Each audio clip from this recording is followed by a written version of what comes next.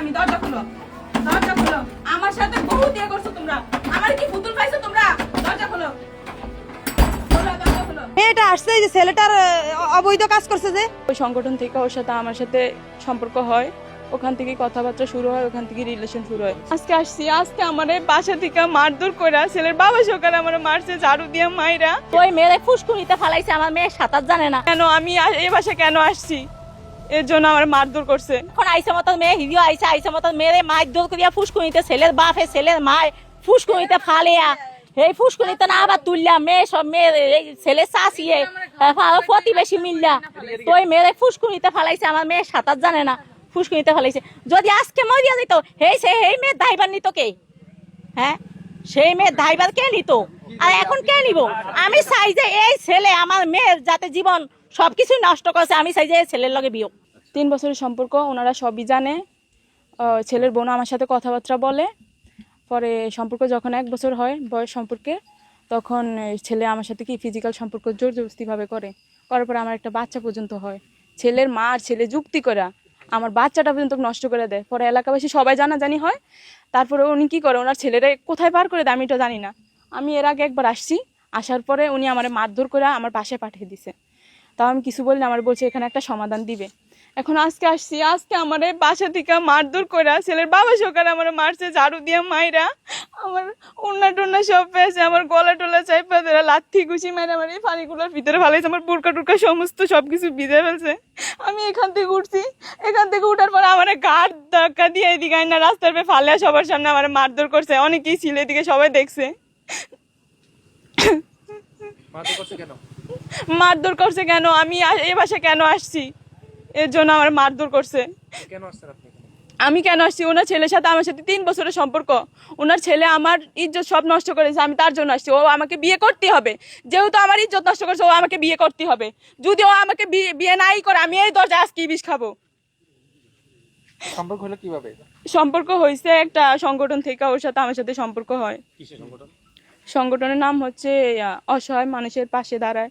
ওই সংগঠন থেকে ওর সাথে আমার সাথে সম্পর্ক হয়, ওখান থেকে কথাবার্তা শুরু হয়, ওখান থেকে রিলেশন শুরু হয়। এর পরবর্তীতে মানে সম্পর্ক হয়, তারপর আমরা কথাবার্তা বলি। ও আমার বিয়ের আশ্বাস দেয় যে আমি তোমার সাথে তোমার বিয়ে করব। তারপর ও আমার সাথে জোর জবরদস্তি করে আমার সাথে সম্পর্ক করে, শারীরিক সম্পর্ক করার পর আমার একটা বাচ্চা হয়। ওর আম্মু আর ও মিলে যুক্তি করে আমার বাচ্চাটা পর্যন্ত নার্সারি দিয়ে নষ্ট করে ফেলে। পরে আমি মানে এগুলা জানাজানি হয়ে গেছে, ওর বন্ধুরে নিয়ে গেছে এদিকে, এই বাসায় একটা ছেলে আছে, ওরে নিয়ে নার্সের বাসায় গেছে। তো সকালে আরো মানুষ মানে এগুলো জানাজানি হয়ে যায়। তারপরে আমি ওর বাসায় এসে উঠি আর কি। উঠলে ওর আম্মু আমার একবার মারধর করে আমার বাসায় পাঠিয়ে দেয়, আমার গার্ডিয়ানের কাছে দিয়ে দেয়, বলছে এখানে একটা সমাধান দিবে। ওনারা ওই দিন ঢাকায় যায়, বলছে তুমি এখন যাও, তোমার একটা সমাধান দিব বলে। আজকে 3টা মাস আমার রাস্তায় পাগলের মতো ঘুরাইতেছে, কোনো সমাধান না, কোনো কিছুই না।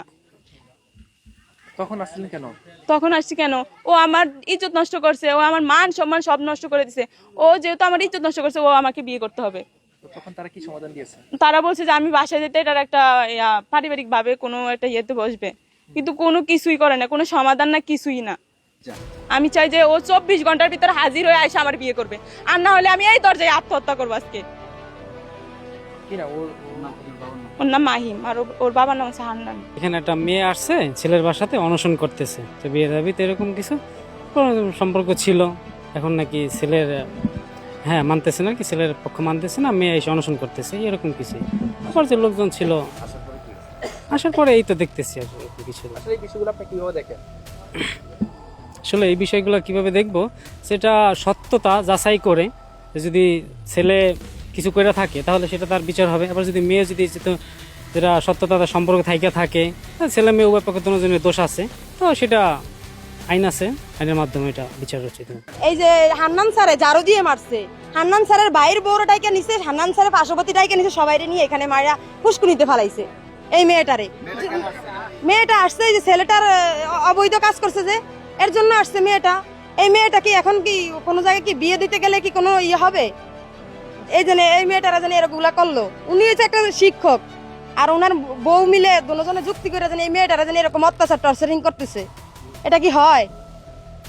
আমাদেরও তো মেয়ে আছে, আমাদের মেয়ের যে এরকম কিছু না হইব এমন কোনো কিছু আছে যদি দেশের ভিতরে বিচারই না থাকে? আইন তো সবার জন্যই, আইন ওনার জন্য একলা না। উনি এখন কি বলে গেছে তো শুনছেনি, আমার দরজা কেন আসছে, কেন আসবে সাংবাদিক? ওনার ছেলে অন্যায় করছে, তার জন্যই তো আসছে।